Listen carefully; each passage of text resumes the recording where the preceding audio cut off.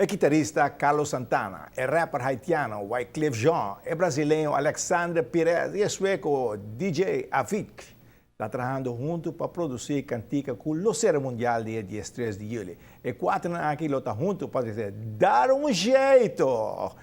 Nós lá é um caminho dentro do estádio Maracanã para atender isso aqui. Nós temos que escutar na televisão.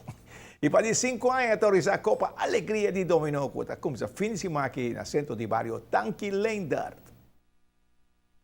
Copa Alegria, abordo, lantar, para você passar uma noite gezellig, amigo, amistades, sem conhecer outro, tiki mamamente gai, aceita-te nos in de show. Eu não me estou bira, me estou bem peleia, me estou bem agressividade, right? E me te querer, mas bisa trovo, aceita que na cada gente para comportar na mesa e me te espera toch, mas doen speech duidelijk, cultuur gente, me te querer por compreender me bom, ok?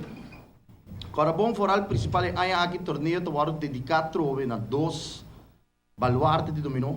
Onde nós está bandido do senhor José Manuel Odor, um aplauso para o Papa Joe. Aceitar para nos dedicar torneio na G.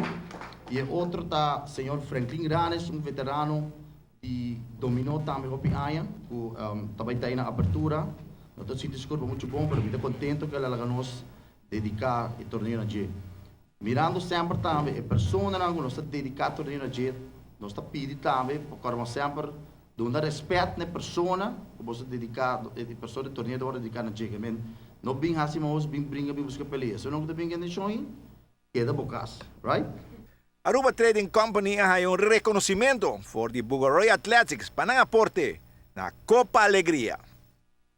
Sinata estang doon din Copa Alegria comportamos também na bomba zone, bos nata de ruita, assim, não? Que kita vai divertir um tiki.